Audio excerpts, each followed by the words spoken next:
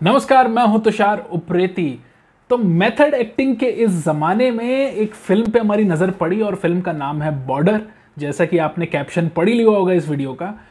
25 साल हो गए इस फिल्म को और लोग जब मेथड एक्टिंग की बात करते हैं और एक्टिंग्स के नए नए वेरिएंट्स की बात करते हैं, जैसे कोरोना के वेरिएंट्स की बात करते हैं, तो इस फिल्म में क्या खास था जो ये आज तक जिंदा है? क्या इसके सिर्फ संवाद अच्छे थे या ये जो फिल्म थी वो आम हिंदुस्तानी के उस मर्म को छूने में बहुत ज़्यादा सक्षम थी जो आज तक बनी, वॉर पे बनी जितनी फिल्में मैंने देखी हैं। हालांकि टेक्निकली बहुत सी फिल्में बहुत साउंड हो गई है, एडवांसमेंट बहुत आ गए, लेकिन जो कमाल बॉर्डर ने किया है ना, वो कमाल कोई और फिल्म नहीं कर पाई है। तो इस वीडियो में हम समीक्षा करेंगे बॉर्डर की, इन ऑल की। कैसी थी ये पूरी फिल्म, कैसे थे इसके किरदार, कहानी क्या थी, और अगर आप भी मेरी तरह इस फिल्म के फैन हैं तो ये वीडियो आपके लिए ही है।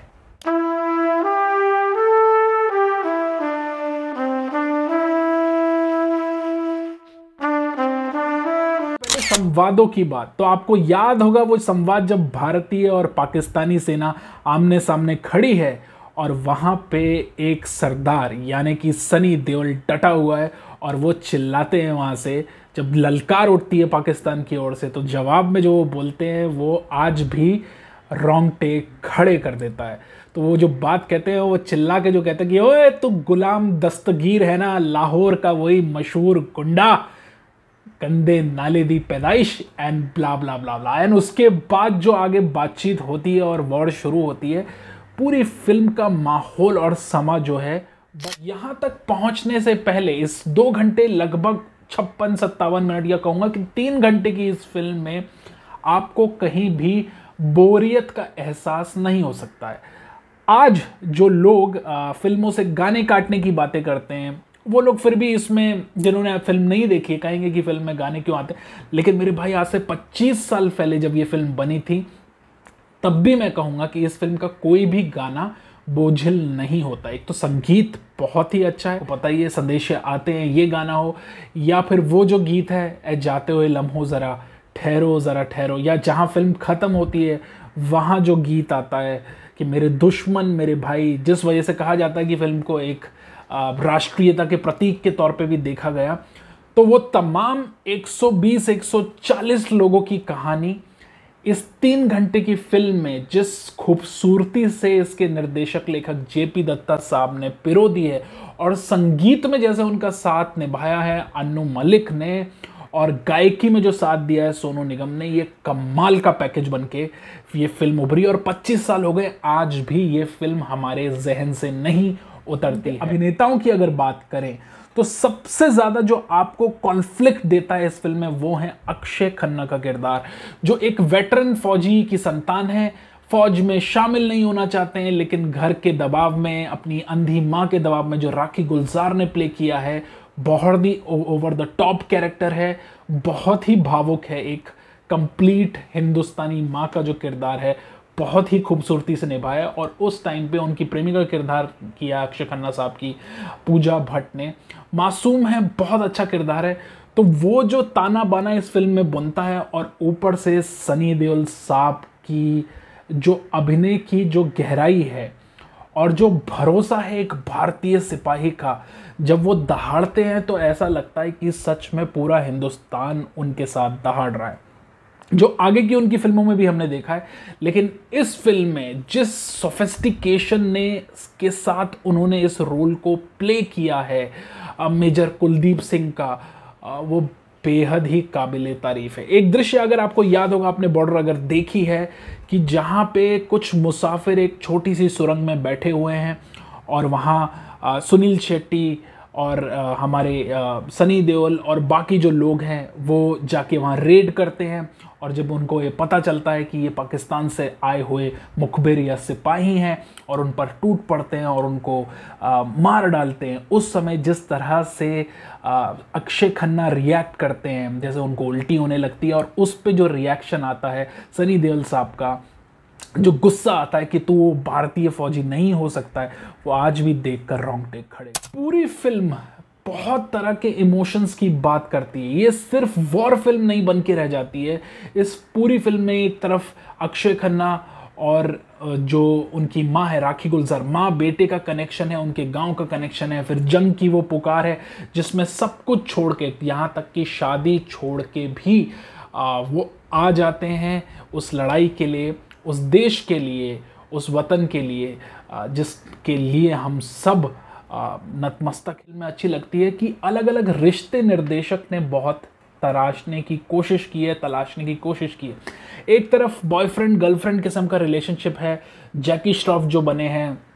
एयरफोर्स पायलट, और उनकी जो गर्लफ्रेंड का जिन्होंने किरदार निभाया है, अभिनेत्री, उनका नाम मुझे आज तक नहीं पता है, उनका रिलेशन खंगालने की कोशिश की एक मॉडर्न लिहाज से। दूसरी और ट्रेडिशनली राजस्थान के जो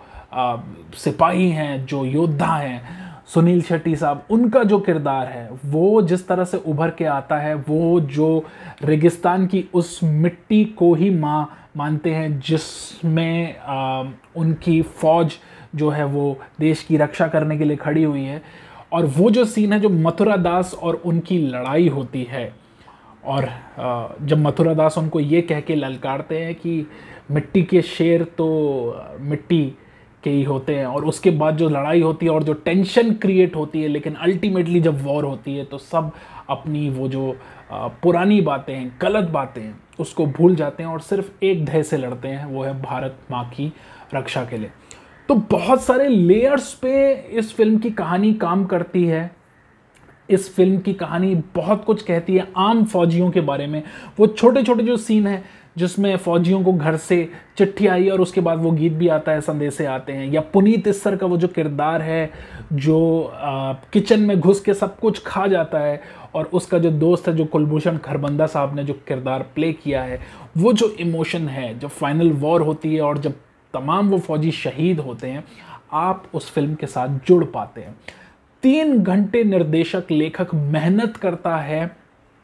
उसको बिल्ड ऑन करने की, लेकिन अगर कहानी कहने की तरीके को देखें तो ये कहानी लोगों के पर्सनल रिलेशन से शुरू नहीं होती। कहानी शुरू ही होती है, जैसा कि फिल्म का नाम है, बॉर्डर से, और वहाँ जो टेंशन है कि एक नई रेजिमेंट जा रही है, उस बॉर्डर का, उस जगह का एक तरह से देखभाल करने के लिए, और जो दूसरी रेजिमेंट है वो वापस आ रही है, और वहाँ पे वो एक नए सिरे से वहाँ रेकी करते हैं और अलग अलग जगहों पे पॉइंट्स बनाते हैं, और उस समय टेंशन चल रही है भारत और पाकिस्तान